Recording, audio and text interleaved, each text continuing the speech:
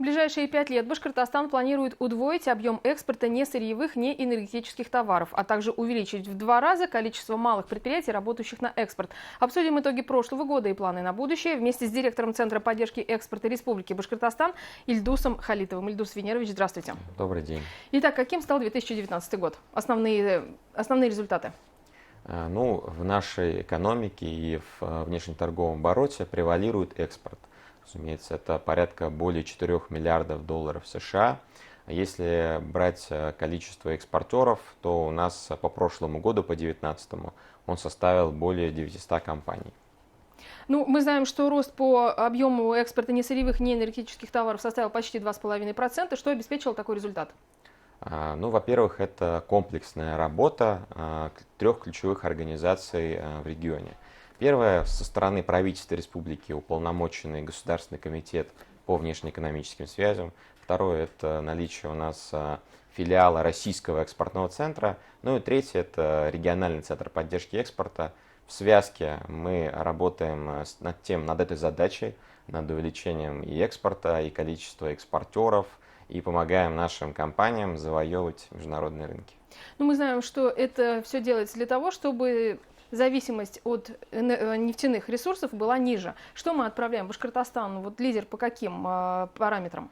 На сегодняшний день, если брать наш совокупный экспорт, понятное дело, что это топливо.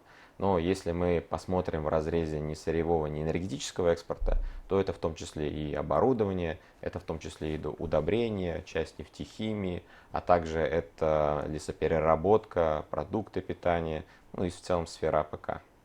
И, кстати, по АПК, какие у нас планы в ближайшие 5 лет? В настоящее время мы совместно с организациями, указанными и с Министерством сельского хозяйства республики, активно вовлекаем малый и средний бизнес, в том числе АПК, в международную деятельность. У нас расширяются и производство, и расширяется география поставок, также расширяется товарная номенклатура. То есть в связи с такой политикой глубокой переработки продукции АПК у нас есть создание более маржинальных производств, у нас есть обоснованные и возможности продавать все больше и все дальше. То есть я имею в виду не просто страны постсоветского пространства, но в том числе и страны дальнего зарубежья.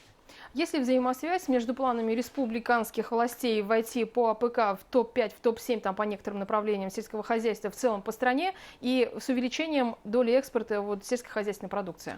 Несомненно, есть отдельное направление по экспорту агропромышленной продукции. Конечно же, мы хотим оставаться и хотим быть в лидерах по данному направлению. Хочу сказать, что эта работа, она сейчас ведется с точки зрения создания и поиска новых компаний. То есть, да, у нас есть действующие экспортеры АПК, они производят, они умеют и продавать на экспорт, но с другой стороны мы понимаем, что нужно также создавать и вовлекать те компании, которые до сих пор этой деятельностью не занимаются. Предполагается создание новых ниш или же усиление роли действующих экспортеров? Во-первых, ведется работа по налаживанию инфраструктуры. То есть мы понимаем, что регион Башкортостан у нас находится в центре страны, мы не имеем общих границ с иностранными государствами, поэтому развитие логистической составляющей в регионе – это ключевой фактор. Кроме этого, сейчас ведется ряд работ и не только над направлением АПК. В частности, назову, как указал, проблему доставки продукции. У нас с прошлого года действует по линии Госкомитета специализированная субсидия. Такой субсидии в других регионах не было. Она позволяет компенсировать транспортные расходы наших компаний на доставку продукции. С этого года планируется к запуску также новая субсидия, связанная с компенсацией затрат на международную сертификацию. То есть мы понимаем, чтобы наш продукт попал на прилавки в иностранном государстве, есть требования по наличию определенных сертификатов. И для малых и средних компаний, конечно же, это достаточно дорогое удовольствие, поэтому были созданы аналогичные программы, которые в скором времени заработают, и компании могут вполне на конкурентных основах уже продавать за рубеж. Мы знаем, что внимание республиканских властей именно к этому направлению, оно в прошлом году ознаменовалось как раз мерами поддержки. Был дан старт региональным проектам развития экспорта в Республике Башкортостан и развития экспорта услуг в Республике Башкортостан. Это все в рамках нацпроекта международной кооперации «Экспорт». Как вы оцениваете эффект от этих мер? Совершенно верно. Ну, эффект на самом деле налицо. Во-первых, есть, как вы уже упомянули, есть и рост ни сырьевого, ни энергетического сектора. Во-вторых, есть рост количества экспортеров. Ну, вот приведу пример. В 2018 году у нас было порядка 800, более 800 экспортеров. В 2019 году более 900.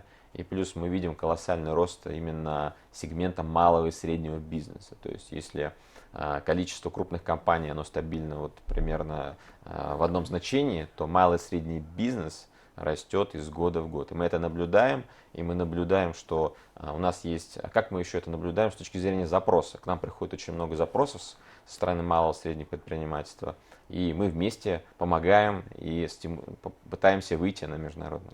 Если вы говорите, что тенденция устойчива последние несколько лет, то каков прогноз на 2020 год? В 2020 году на 2020 год, как и на следующие года, мы смотрим только с позитивом, только позитивно. Ну, и рост количества экспортеров, как вы прогнозируете? Мы закладываем более 10%. Угу. Да.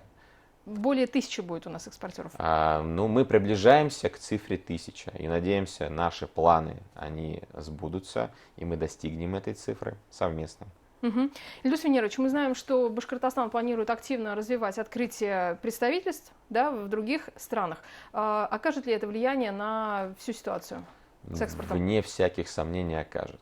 Для того, чтобы продать за рубежом надо прежде всего присутствовать. Знаете, вот есть у нас, кроме республиканских представительств, которые сейчас открываются, также есть у нас и федеральные торговые представительства. Их в разные годы в районе 55-59. Сейчас действительно политика по открытию наших республиканских представительств за рубежом, она очень важна. Плюс важное направление также открытие неких таких торговых домов. Вот поэтому мы уверены, что эта работа, она очень нужная, и она возымеет свой эффект. Активно говорили в прошлом году про открытие торгпредставительства и торгового дома в Австрии. Как вы оцениваете работу вот этой точки? Да, действительно, в прошлом году было открыто представительство в Австрии. Как следствие, была организована большая такая правительственная и бизнес-делегация. Инвест-Сабантуй даже проводился. В том числе проводился Инвест-Сабантуй. На самом деле австрийский рынок мы не рассматриваем просто как австрийский. Это точка входа в Европейский Союз, поэтому мы рассчитываем, что это представительство, кроме того, что оно будет, да, разумеется, действовать на территории Австрии, заходить дальше уже и на другие рынки ЕС. Есть ли информация о планируемых контрактах? Да, ну вот я вам расскажу про количество, которое мы поддержали в прошлом году. В прошлом году порядка 114 компаний при нашей региональной поддержке, именно поддержке Центра поддержки экспорта, заключили экспортные контракты. Более 170 экспортных контрактов при нашей помощи. В этом году мы как минимум пытаемся сохранить этот уровень, ну и, конечно же, увеличить количество заключенных контрактов. И в том числе очень важно, чтобы была сумма соответствующая. То есть не просто количество всех контрактов, но и консолидированная сумма. Ожидаемые какие показатели целевые? Ну вот по прошлому году, как я сказал, было 114. И по контрактам? По контрактам было поддержанных с нашей стороны, с Республиканского центра поддержки экспорта, более 3,5 миллиардов рублей. В этом году мы планируем как минимум остаться на этом же уровне, ну и увеличить. И драйверы роста экспорта, каковы они на 2020 год и в целом на пятилетку? Ну, как вы уже назвали, конечно же, это традиционно АПК, это машины и оборудование и другая несырьевая продукция. Но также, мне кажется, следует отметить и недооцененное направление – это экспорт услуг. То есть мы также видим, вот, к примеру, экспорт инжиниринговых услуг, транспортных услуг. Мне кажется, это один из драйверов роста, над которым сейчас стоит поработать и над которым сейчас стоит задуматься, как дальше развивать экспорт именно услуг. Потому что, вот скажу, что на товарный экспорт действительно у нас влияет очень сильно логистика, но на экспорт услуг она не имеет столь сильного, так сказать, влияния. Угу. Ну, обратная связь от экспортеров, что вы видите? Мы на ежедневной основе общаемся с экспортерами, с компаниями, которые хотят заниматься экспортом. И, конечно же, ощущаем и чувствуем болевые точки. Вот, к примеру, болевая точка логистика, да, мы ее в свое время, скажем так, обнаружили, и мы ее нащупали, и была соответствующая принята мера на региональном уровне. Вторая болевая точка – это сертификация. Следующее, конечно же, очень важно, имеет значение и информирование компаний. То есть компании мало знают о правилах работы на международных рынках, как продавать в Европу, как продавать в Китай, какие нужны документы для вывоза и для ввоза в иностранные государства, как посчитать логистику, как затаможить свою продукцию, на самом деле, как составить экспортный контракт. Вопросов очень много, и для этого и созданы подобные инфраструктуры, чтобы на них отвечать, чтобы компаниям помогать. Ну и, конечно же, вот один из таких стимулирующих моментов, которых я хотел бы обозначить, сейчас стартовал у нас конкурс «Экспортер года» Республики Башкортостан. Уже, а когда результат планируете объявить? До 25 марта у нас открыт сбор документов, поэтому мы активно призываем компании-экспортеры республики поучаствовать в нем. Далее в планах проведения окружного этапа указанного конкурса, и сейчас в планах, что он будет проводиться именно в Уфе в июне этого года. И уже как следствие осенью будет проводиться общефедеральный конкурс «Экспортер года». Конечно же, чем больше компаний заявится в конкурс, тем лучше будет и для республики, и для них самих. Почему для них самих? У нас есть и предподготовлены ценные призы. Поэтому пока какие говорить не буду, но они ценные. Спасибо, Ильдус Венерович. Я напомню, что гостем программы интервью в эфире Башкирского спутникового телевидения был директор Центра поддержки экспорта Республики Башкортостан Ильдус Халитов, и мы говорили о планах республики по удвоению экспорта несырьевых, неэнергетических товаров, а также об увеличении в 2 раза числа малых предприятий, которые работают на экспорт.